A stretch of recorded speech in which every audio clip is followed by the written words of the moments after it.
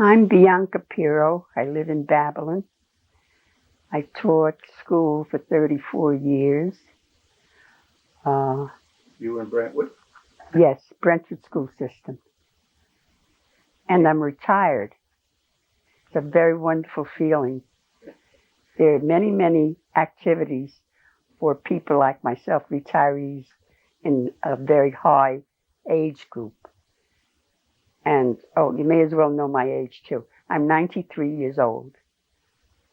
So that I hope to make 100 if the one above us will allow it. And I love teaching. I still think about it and enjoy what I did. I came into... Bianca, did you have any nicknames when you were teaching? A teacher? No, when you were... Oh, what, growing up? Oh, yeah. My mother used to call me Bianchina, my mother. Then she knew that Bianca meant white, so she used to call Whitey or Whiteina. Most of the time it was Whitey. Whitey, where you going? Blah, blah, blah. Whitey, Whitey. Okay. I guess when she was reproaching me for something or other, she'd use Bianchina. Otherwise it was Whitey. I could tell the mood she was in. But she's a very busy woman. She had 13 children. So it wasn't one or two children to divide your time. She had to divide and split it 13 ways. We had a very lovely life. We had a very poor life. Poverty we had a good deal of it. It was very hard sometimes to get the bread on the table, but Mama went out and she bought flour and water and we had bread. She made the bread. Knock, knock, knock on the door. Who could it be?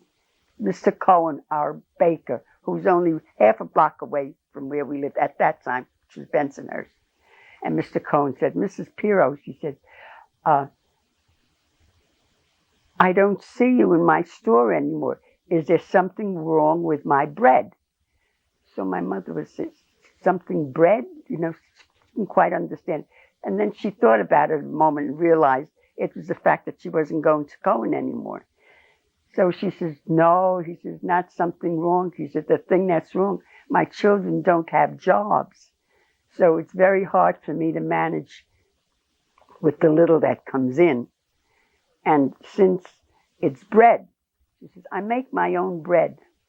You do, Mrs. Pirro? Where do you go to buy your yeast? The grocery store. No more. You come to me, I give you my yeast. So Mr. Cohen used to give Sabri. He says, Mrs. Pirro, she said, you could come in my store and take as much bread as you need. That's exactly what she told me. She says, you can pay me when you can. So my mother says, I wouldn't do that to you, Mr. Cohen. She says, right now I could make the bread and it's working out a little bit better. At least we have bread on the table. That was one of the hardships. Like everybody, when you're in poverty, you have to make this 2 cents match this other 2 cents. Otherwise, the table was empty. But she was good. She was very, very good. She was a very strong, terribly strong vegetarian. Vegetables was in abundance at home. And it was even so good that the vegetable man was also near Mr. Cohen's bakery, which was only half a block away from where we lived in Bensonhurst. So he came, he used to be a half-truck vendor. He had his vegetables in the half-truck, and you bought it from the street. He went down and used to honk his horn. People would stop him and buy vegetables. And it seemed that every time he came to our house was the end of the day. He had to clean out his truck. And he knew we had a large family there. So he said, Mrs. Pirro, take whatever I have there. There was good vegetables. Only like in the lettuce, the outer leaves used to fall off. And when they did, he had all those leaves in the vegetable truck. And at the end of the day, he didn't want to go home with it. It was too much. So he knew we was a large family. He says, Mrs. Pirro, you could have this. I won't charge you for it. She says, You really would? Which was good, because Mama didn't have the money. The money wasn't coming in at all. How we ever lived but that way, I don't understand. But she managed very, very nicely. When were you born? Yeah. I, 1911. I'm 93 years old. And where were you in the family? Were you the youngest, the oldest? No, I was, my mother had 13. I was number 11. She's number 13. Uh-huh. My sister's the baby. Okay. The baby of the family. Mm-hmm. All my other brothers and sisters, mothers and fathers gone. We're the last of the family now. Now, you were just telling about some depression memories, I guess. Oh, yeah. The depression was bad. What are some of the earliest memories as a child? As a child? Well, with 13 children, you didn't need friends. And the friendship, they were friends, but not the kind of friends that you get to feel like sisters and brothers, nothing like that. No, because we were a large family to begin with. Were you close as a family? Very close, yes, extremely close. Whatever we had, we shared. And if we didn't have, you just had to wait until you had. Yes. You had, and then you were able to.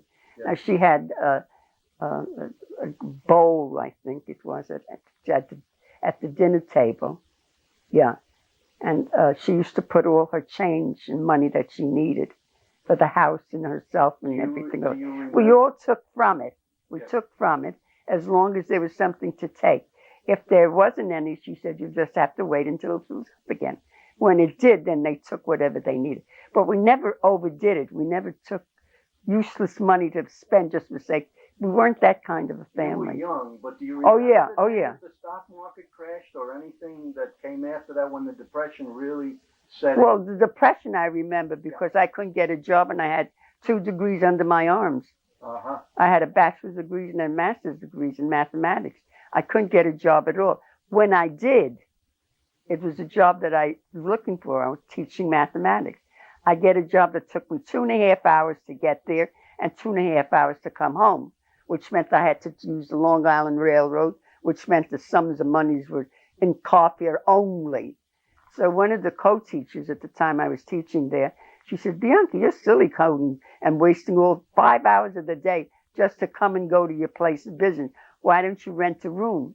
So I rented a room, which was a little bit better. But then I was away from my family. I had never been away from my family at that time. And when I did, I didn't like it at all. I missed the family terribly. I used to go to the woman that, lived in a what do you call it? In a moderately good housing compound, and her mother was being taken care of by a nurse in the in the apartment of the nurse around the clock. The mother, so it must have been a terminal kind of care. They were just waiting, so that this woman had a room that was to Mama's, and the woman that I knew spoke to her and then spoke to me. She says she has a room. She'd be glad to have it. She says, well, whatever you decide will be all right. So I got the room for $10 a week.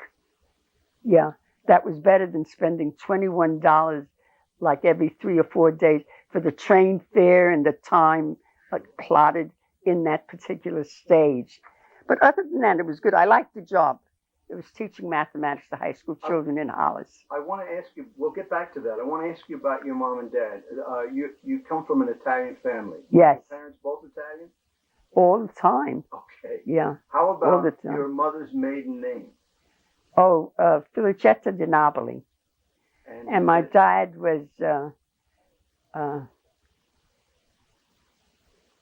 Dad's first name. Dad's first name, I can't remember. Oh, yeah. A little cherub. Cherubino Pirro. Yeah, my father. Where did they come from in Italy? San Salvador, the airport in Italy. Yeah. Did you ever go there? Yes. You did? And they're noted for their wine. So, like tourists, we went to the liquor shop, right? We would like 1 bottle of San Salvador wine. Lady at 3 days late. As soon as it came in, it's gone. 3 days late. I said, what do you mean 3 days late? He says, no more. I don't have it. It's all gone. So it must have been a good wine. Very good. What was your mom good at? What was your mother good at? What did she like to do? My mother used to be a dress designer for women on Fifth Avenue. She made all our clothes, my mother's, my brother's, my sister's, my father, hers, yeah. And you see her doing so much of it at home that you kind of lean towards it. Did you? So, yeah, oh yeah, when I was 14 years old, I made my first suit. And everybody thought I got it from the shop. I didn't, I made it myself.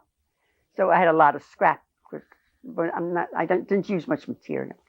So I made a hat to go with it, made a bag to go with it. Where did you buy the hat? I didn't buy it, I made it. And they look at me as, oh, she's a big liar. So I didn't make any. What did you learn from your dad? Tell me about his background. And my father? What he loved to do. Well, my father was a very quiet man. Yeah. I used to regard, I think I loved my father a little bit more than my mother. My mother had to share her love because she was taking care of children. My dad only came in when he did and sat down and was part of the family and all that. He was a very quiet man. You had to kind of draw it from daddy. It was very different than mama. So when I was in high school, I think, high school, I was thinking what I wanted to do.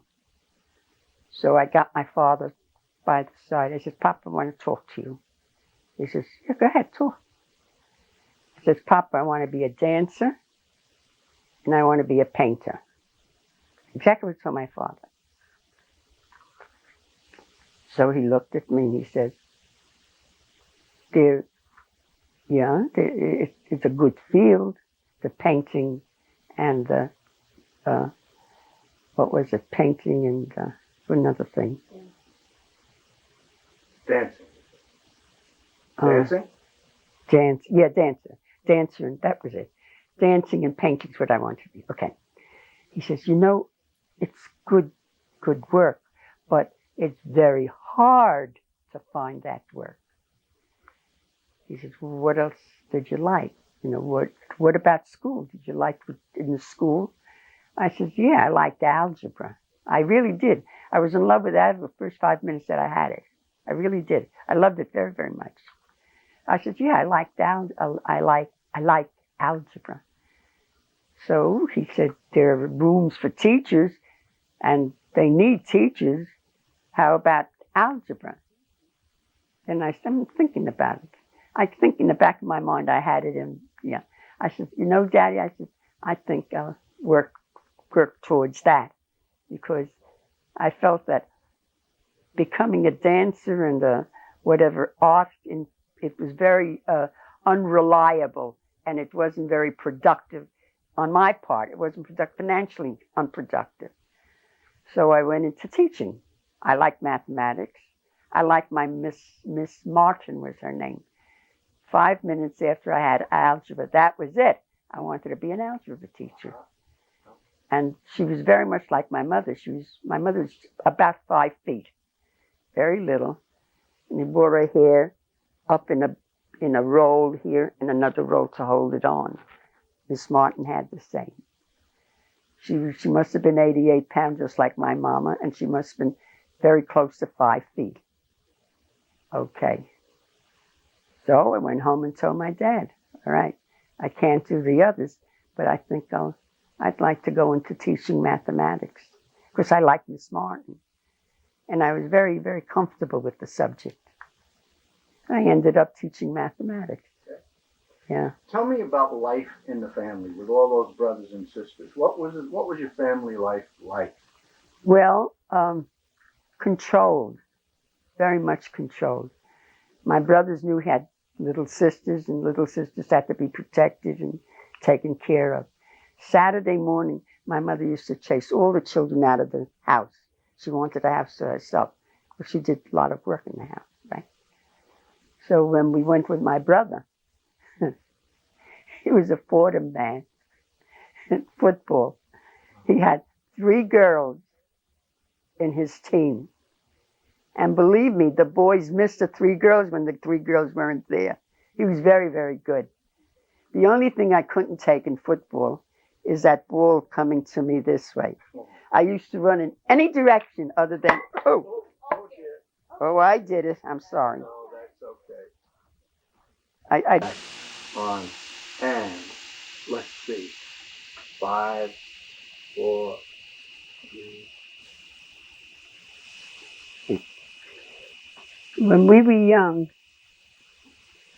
my brother was a young, he was a pre-med student. And at that time, there was a depression. Money wasn't there, so he couldn't follow through with pre-med.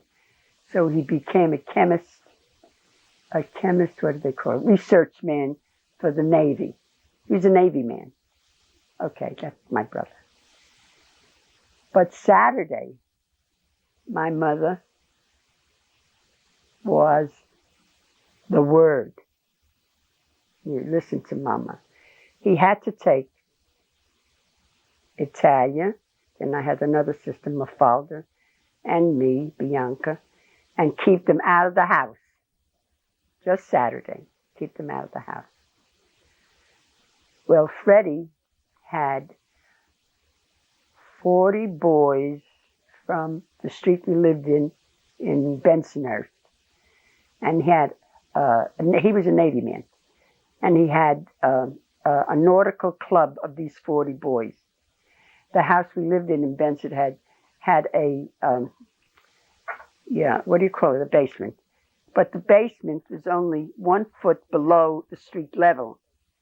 So it had 4-foot windows. It was another floor, really, but it was really the underpart of the floors that were up and down. So he had his 40 boys with his nautical training, and he was 16 years old when he had this particular club that he would oversee. He was the commander. Okay. But he couldn't overcommand my mother. There is Mafalda, that's the girl between us, and there's Italia, and there's Bianca. You take 3 of them with you wherever you go, and you can come back whenever you like. But it has to be quite late. Yeah. So we were out, and he used to bring us to the park, which was about 6 or 8 blocks away from where we lived in Bensonhurst on 18th Avenue. And they had a small park. But it was interesting. They had enough,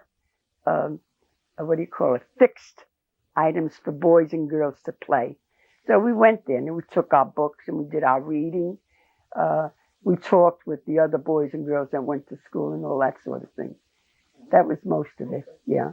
He was good, my brother, very, very good. Oh, football was the best one. Of course, he got his football team with him, and we practiced in the park.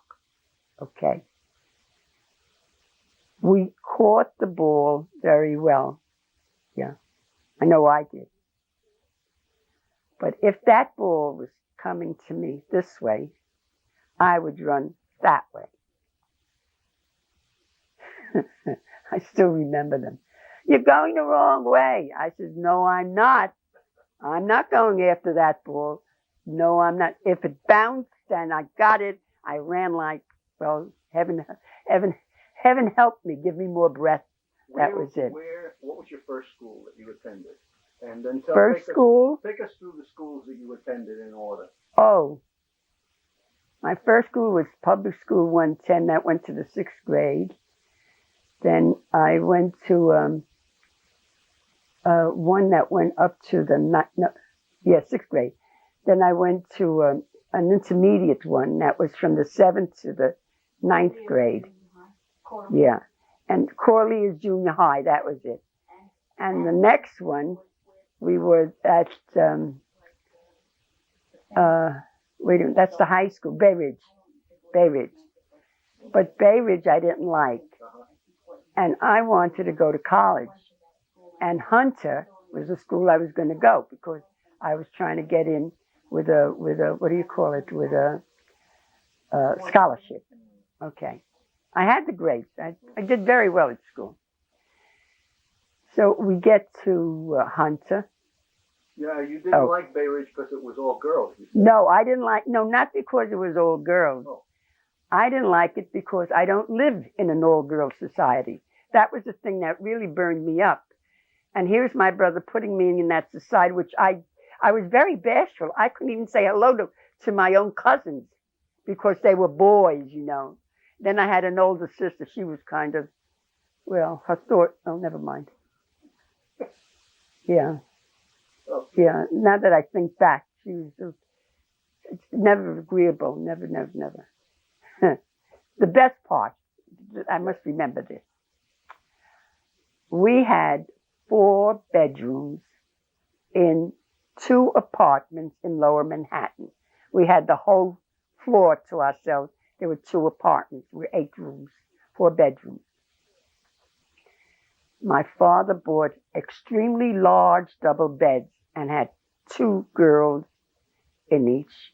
And then my 2 brothers got married, so there was no worry about the one was just girls. Okay, fine. I had my sister Mary. My sister Mary must have been about 5 feet and very, very small from here to this waist and quite large from the waist down to her knees. Okay. We slept in a double bed and it was soft, very soft. Okay? I'm on that side, she's on this side. She's pushing me away. Never realizing that her 140 couldn't cope with my 98 and I'm rolling off. I used to hold the edge of the bed, the wire of the bed, to avoid, you know, being pushed. She never realized she was the one that was doing it. Never to this. You couldn't even explain it to her. Yeah, I rolled. So what I used to do, there was like a ledge, and the wire from the bed was the spring of the mattress. So I used to hang on to this particular wire. But when I was asleep, believe me, I wasn't holding on to anything. So here I roll, and she wakes and shakes me. Get away from me. Get away from me. I had no intention of getting anywhere near her. She never accepted the fact she was the one that was causing it. It was a riot. It was a riot. It was in the summertime. I had, oh my God, help me. I was happy when she got married. I didn't have to worry about it anymore. But that was funny. She never realized she was the one that was doing it. I wasn't. I was only 98 pounds. What is my 90 with 100?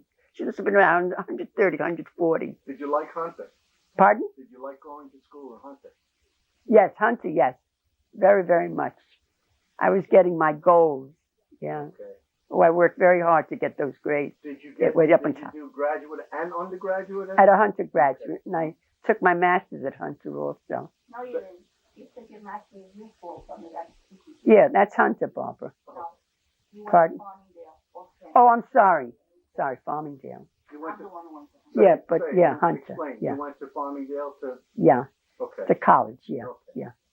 Now, how did you decide to come to teach in Brentwood? Brentwood is a long way from Lower Manhattan. How did you get out to Brentwood? Oh, only that was the job. Oh, I remember. They had 1945. The war ended, and there was a high influx of children. There's a terrific baby boom. Yes. Brentwood was the only school district in the United States that was expanding as rapidly as it did. Every 2 years there was another building, which meant they had to fill that building with children. And they did. Of course, the boys came back from the army, you know, the war, 45, they came back. That's how it happened, yeah. So you heard about job openings in Brentwood and you applied? Yeah. And their prices were a little bit better than New York City, too. I taught in New York City for a short time. Yeah. Okay. Mathematics. And where did you teach in New York City? I taught in Hollis, New York. I see. Okay. Cloistered nuns. Ah. Oh. Okay. I had, that was interesting. What My about, class. I just want to remind you, what about Yonkers? Did that figure in someplace too? That's the Sacred Heart Academy. Same. Wasn't it the same? Yeah. Sacred Heart Academy. in Yonkers. Yeah, that was it. Yeah, That was it. yeah, Okay. yeah. They had, yeah, About Dr. cloistered nuns. They don't go out into the world. It's completely, yeah. But the grounds were beautiful. It was better than Palisades or Prospect Park. Very, very, very Was this in beautiful. Yonkers or Holland? Yeah, yeah. Yonkers. In Yonkers.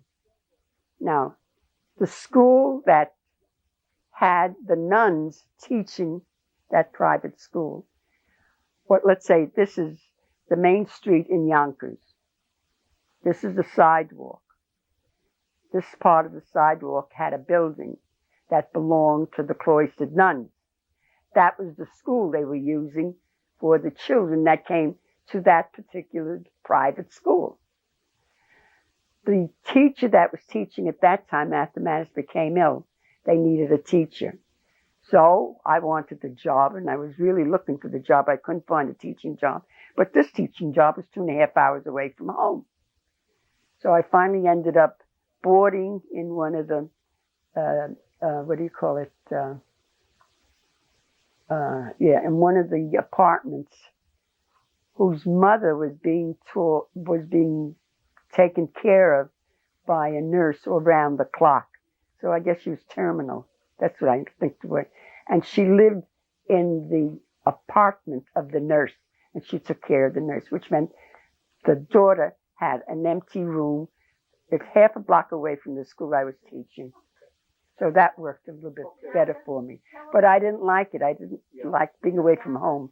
Tell us about how you were in Professor Sweet's class when you were at the Farmingdale campus and you were doing your intensive teachers training program with Rosary Fences who helped you. Oh, yeah. That's how you got the position out Yes, of that? yes, yes.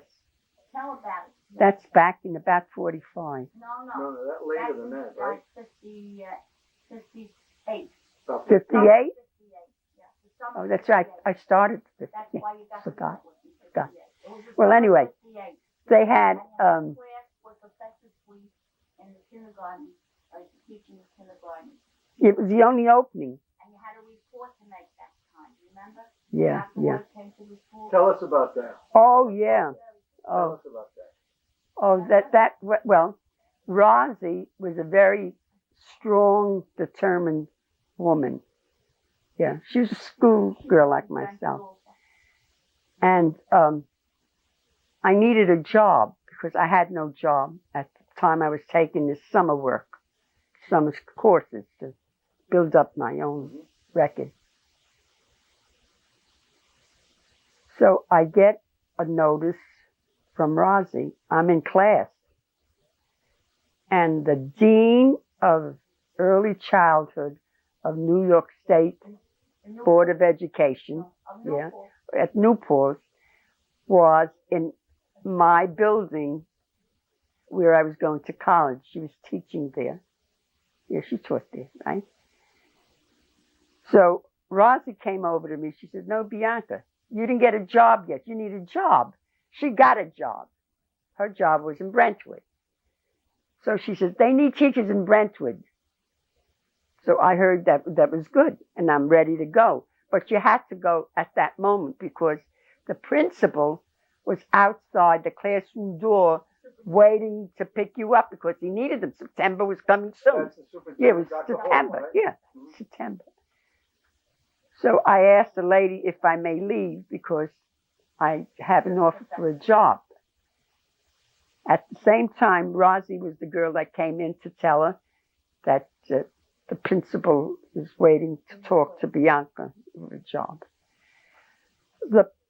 The teacher I had was the dean of early childhood.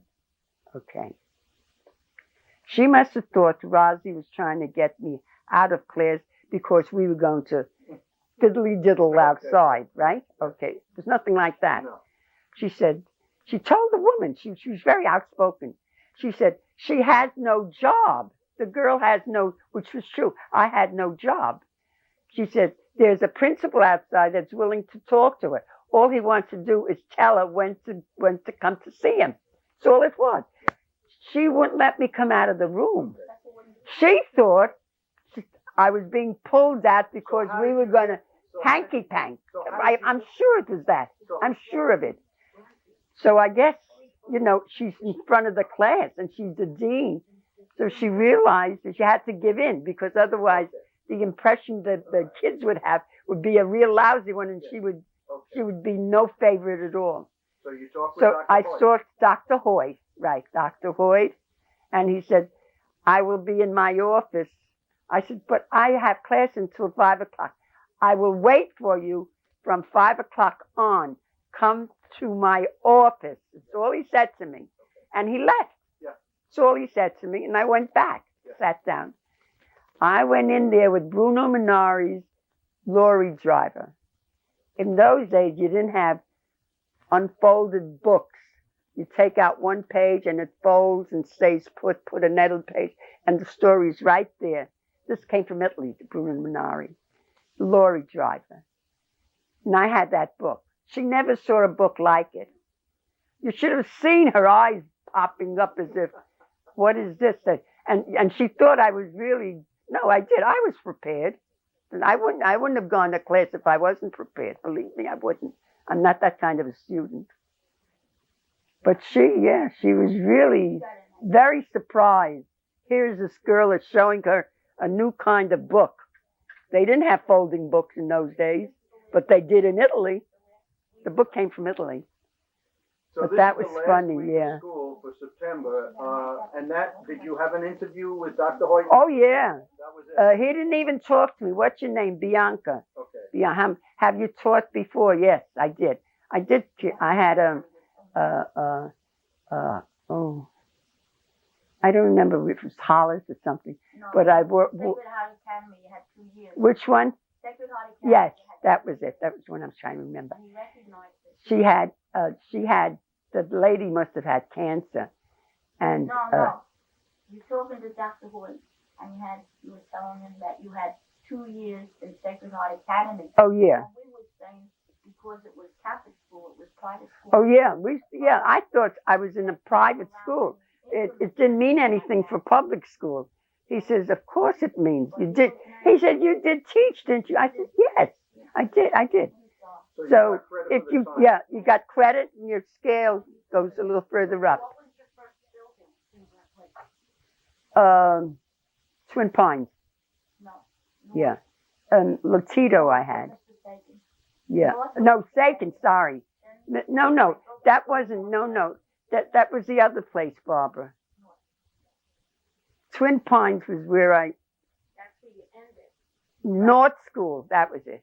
North School. North School first. for 1 Yeah, year. and then Twin Pines, Then yeah. you went- Twin then, Pines. You went to Northwest.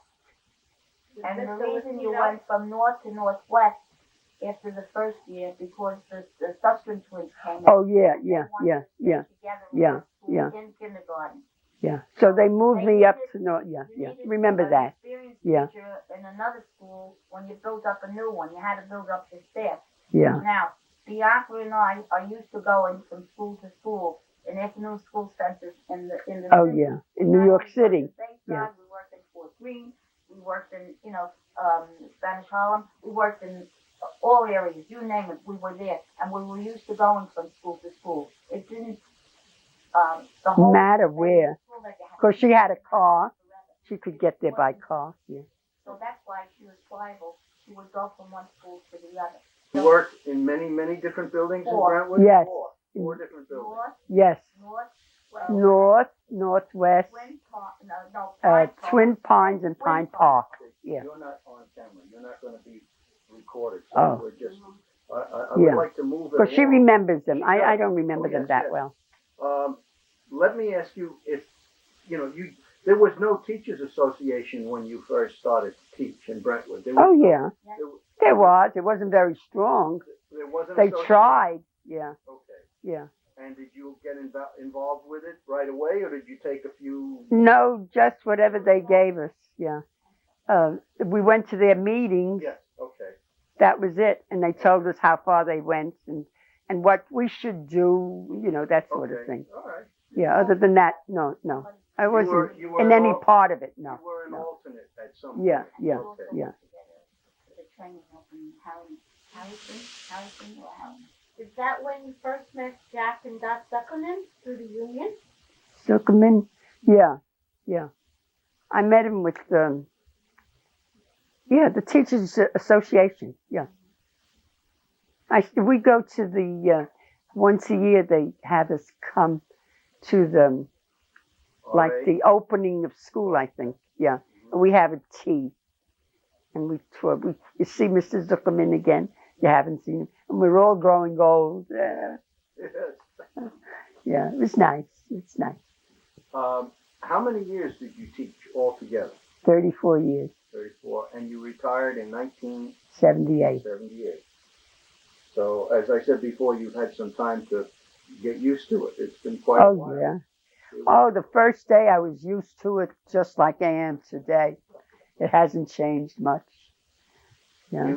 We were talking before. You made about $4,000 or $5,000 when you began in 1950 in the late 50s. Oh, the salary. I don't remember the salary scale, okay, but it was a good one. Okay, it was better than another. Oh yes. Where you had taught. Well, I had offers in Manhattan. Yeah, because we taught in Manhattan also, but it was nothing like that. Why did you retire, Bianca? Why did you decide to stop teaching? Why? Well, I think it's because I wanted time by myself with my own pleasures. I think that more than anything else. And then teaching 34 years, not that I disliked it at the end of the 34th years, but I felt I'd done enough. Yeah. That was the reason, yeah. Okay. What did you love about teaching? What was the thing that... Children. I loved the children. Had a good time with them. Even teaching them mathematics, I had a good time with them. Then they didn't have any grades, all the grade teachers. Yeah. And they had opening kindergarten. Well, I'm one of 13 children, so children doesn't disturb me at all. So here I am teaching kindergarten, from mathematics to kindergarten. Yeah, I like both. I like the kindergarten best because I really didn't work. I played a lot with those children, but they learned a lot. Wow. Every school teacher in that building knew Bianca Pirro's children. Only mine. They didn't know the child's name, but they knew it was my teaching. I had my own methods. And I had my own goals. Yeah. I wanted two things from every little kindergarten. He's 5 years old. I wanted him to be polite, and I wanted him to consider other people. Those were the two things that I aimed at all the time.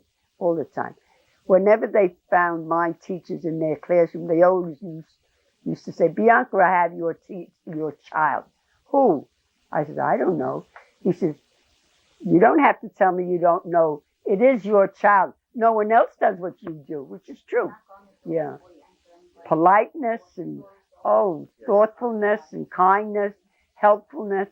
They learn, and they were only kindergarten, 5-year-olds. They were beautiful, beautiful. Today they call those soft skills. Oh, they were beautiful. Were you always a reader? Did you like to read? Not tremendously. No? I like high school. There was Edgar Rice Burroughs, right? Know him? Yes. Yeah. In the high school, not as much as when I got to college. I think it kind of became strong at college. I had the book, and I read Edgar Rice Burroughs. And you had to report on a book that you read. So all I said to go, would she accept Edgar Rice Burroughs? She says, no. Which meant I had to do another book because she said no. So here I see Dumas. I never read any of Dumas' work. So I pulled the book out and I read Dumas. But Dumas, pages run into the 500. Rice Burroughs runs into about 200. Big difference.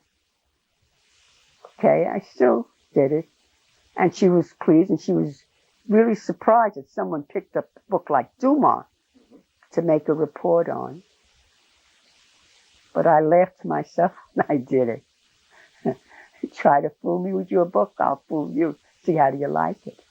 Yeah, she liked the report. Put a lot of time into it. Which one was it? Duma, I don't remember the title at all. Was there something that you would like to have seen happen while you were still teaching? Something that you would like to have accomplished that by the time you left hadn't happened yet? Yeah. Well, when it came to the children, I liked the children. Mm-hmm. When I didn't have them, I was sorry, Yeah, you know. yeah. But other than that, I think we all go through that same stage. Sure. You're accustomed to that particular kind of living. Suddenly it's cut out of your life. That's right. And it makes a big difference. There's a lot of adjusting. And the adjustings were nice, too.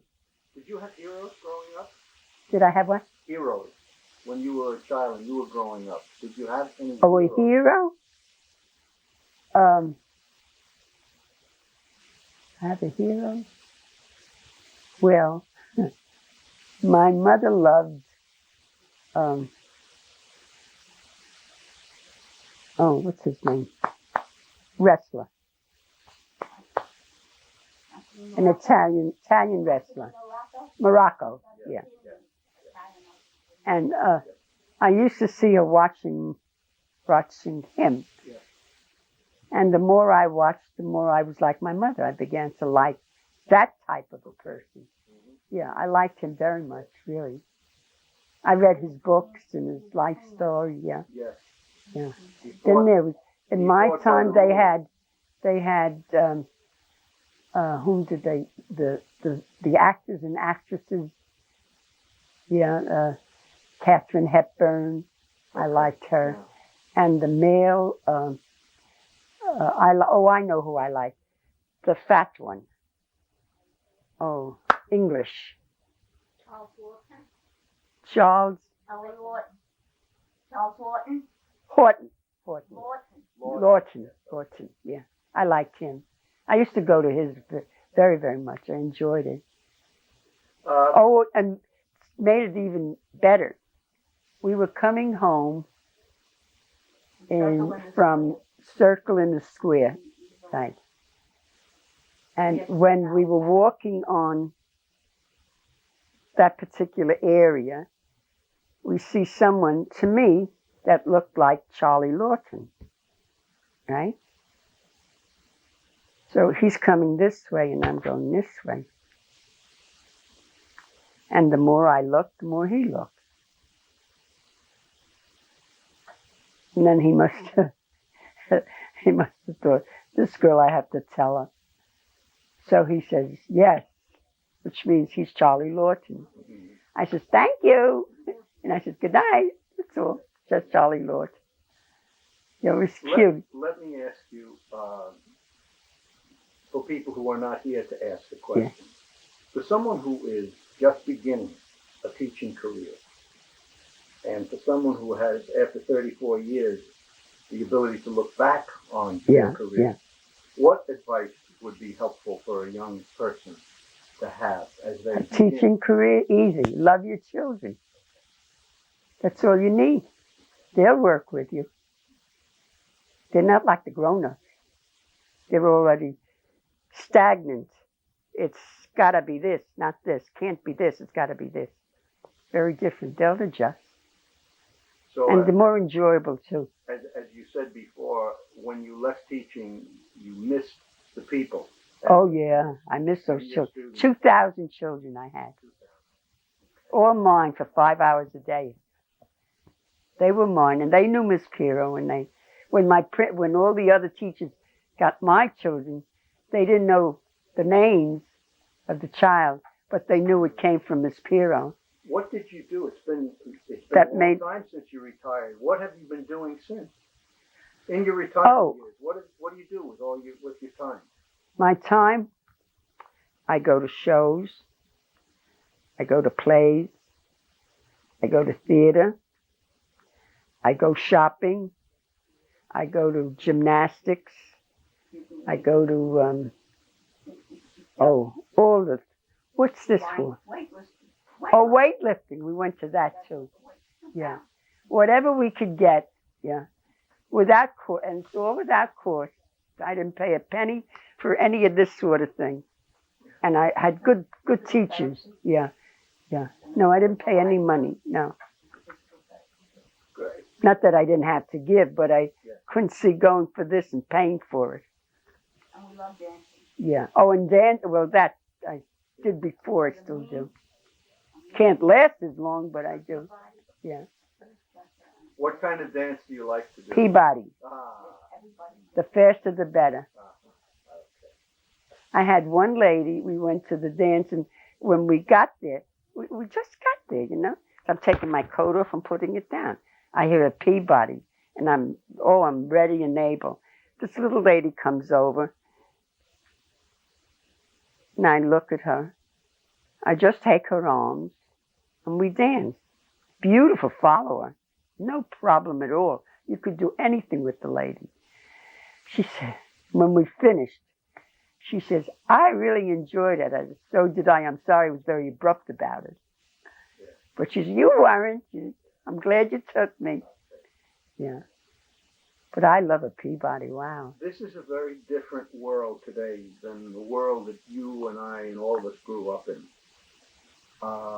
Do you have any point of view on what you see happening around us today in the world with young people and with schools? Well, I don't think they have enough of the young people to occupy them. I think of like where I lived when I was a little girl. The only place we had to go to do something that we would like, that was the Clark House. It was like the YWCA kind of thing. And they taught the girls to sew, to cut, to make their own dresses. They were really in the arts. Really, really good. I don't think there's enough of those things for those people, for the young elements, the young elements. They need it today because there's so much other terrible things that are going out for the thrill of it. You don't have to live for a thrill. If you have to live for a thrill, there's something wrong with you right then and there. You don't have to live for thrills. You will get pleasures from living. And if you live a good life, you get even greater pleasures that you can remember. But I see these young people. We went to Alaska, mind you. Alaska. Anchorage. We had to go from where we were to, well, I don't know what it was, but we were going there. Okay. 4:00 in the afternoon. Snow covered all over, and this is August and July, right? Okay. Snow covered all over. 4:00 in the afternoon, we see a young 14-year-old boy drunk like an old 34-year-old man. There's nothing for him there. Absolutely nothing. Not even a place to get together. And how do you get together? The spaces are miles and miles and miles and miles apart. How do you get together? 14-year-old, was he drunk? Oh my God.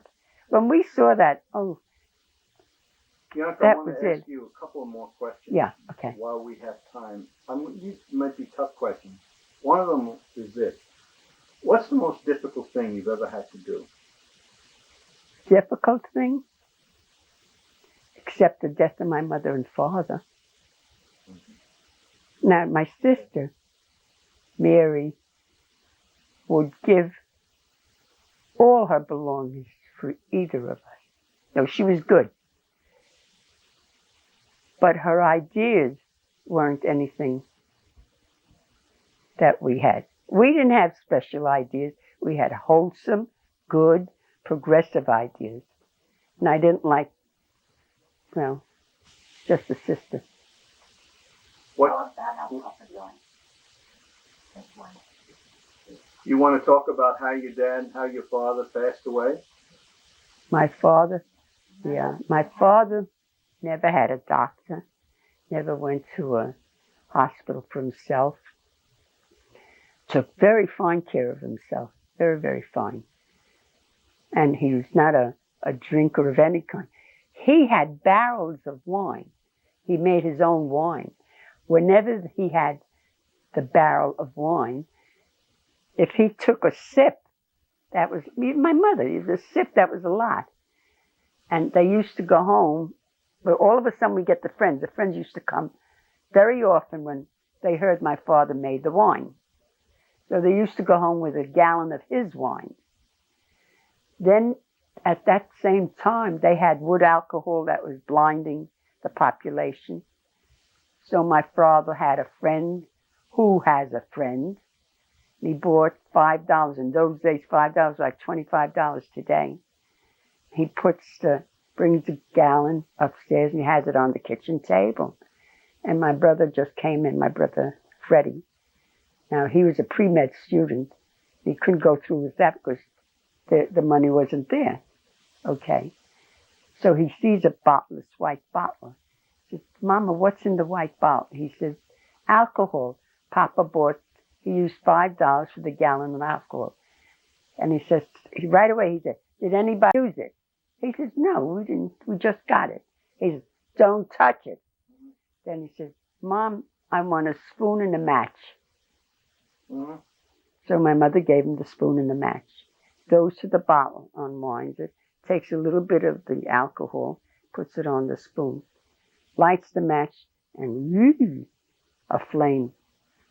He takes the alcohol, puts the cover on the kitchen table. He says, this goes in the bath, into the bowl, meaning the toilet bowl. Mm-hmm. So that's exactly where it was. Yeah. We would have been another one of the families with bad eyes. Yeah, he was a chemist. He liked chemistry a lot. He's very good. So when Papa died, when they come back, Papa. What? When Papa died, you went with him. We're running out of time, so we have to make this. You remember the oxygen? Papa's oxygen. They didn't have it any for prunes. No, they didn't. Oh, my father had a lung. Never sick in his life. The one time he had lung. Couldn't breathe, 3 o'clock in the morning. Called the police, we go to the hospital.